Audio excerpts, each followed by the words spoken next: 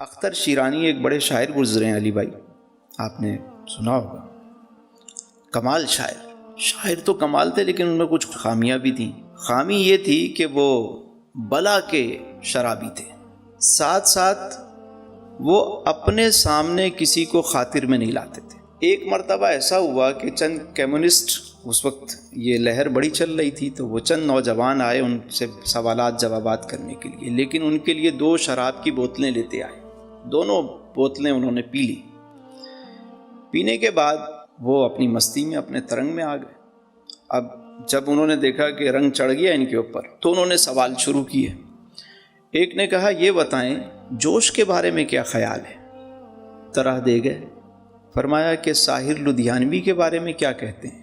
فرمانے لگے شاگرد ہے۔ ظہیر کاشمیری کے بارے میں سوال کیا تو کہنے لگے اچھا ناظم ہے۔ فراق کے بارے میں پوچھا، مسکرا دیے۔ ارسطو کے بارے میں سوال کیا تو کہنے لگے کہ میاں چھوڑو ارسطو کو، افلاطون کو، ہم سے ہماری باتیں کرو۔ اب وہ شراب کا رنگ جو ہے ان پہ چڑھ چکا تھا۔ کہنے لگے کہ آج کے دور میں ارسطو، افلاطون، سقراط، بقراط ہوتے تو وہ بھی ہماری محفل میں بیٹھ کر ہمیں سن رہے ہوتے۔ تو ایک بدبخت نے اس وقت جب دیکھا کہ یہ فل نشے میں آ گئے ہیں، تو اس نے سوال کیا کہ یہ بتائیں کہ آپ کا آپ کے نبی کے بارے میں کیا خیال ہے؟ اللہ اکبر! جیسے ہی اختر شیرانی نے یہ سنا تو آنکھیں کھل گئیں، اور جو ہاتھ میں گلاس تھا وہ گلاس اٹھا کے اس کے سر پہ دے مارا۔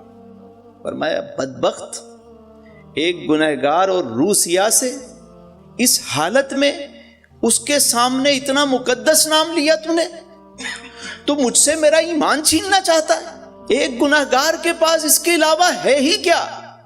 میں گنہگار ہو سکتا ہوں، سیاہ کار ہو سکتا ہوں، روح سیاہ ہو سکتا ہوں، لیکن اپنے نبی کا بے وفا نہیں ہو سکتا۔ اب وہ بار بار ٹیسٹر لگاتے ہیں، چیک کرتے ہیں کتنا ان میں کرنٹ باقی ہے۔ اور پہلی دفعہ ایسا ہوا، تاریخ میں پہلی دفعہ، کہ سرکاری سطح پہ اس طرح کی کارروائی کی گئی۔ اس سے پہلے انفرادی طور پہ لوگ کرتے رہے شروع سے، لیکن یہ پہلی دفعہ ہوا ہے تاریخ میں۔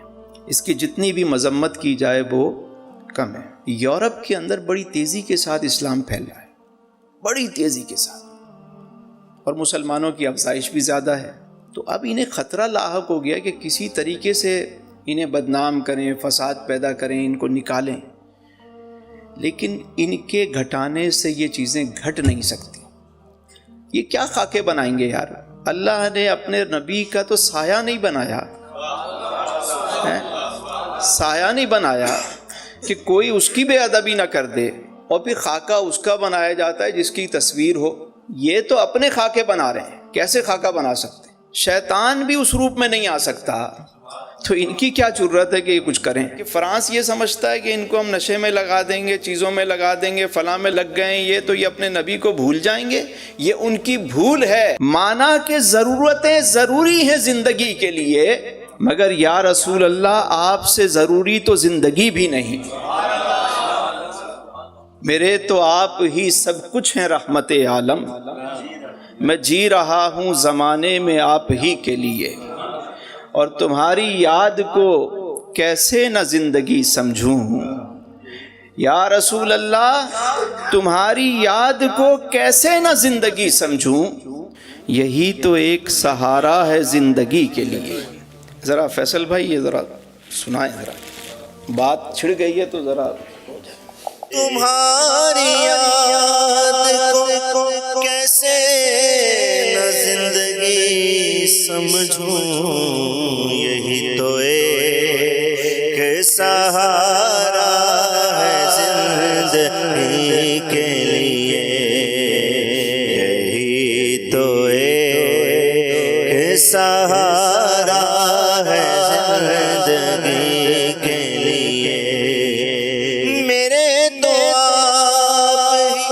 سب کچھ ہے رحمت عالم، میں جی رہا ہوں زمانے میں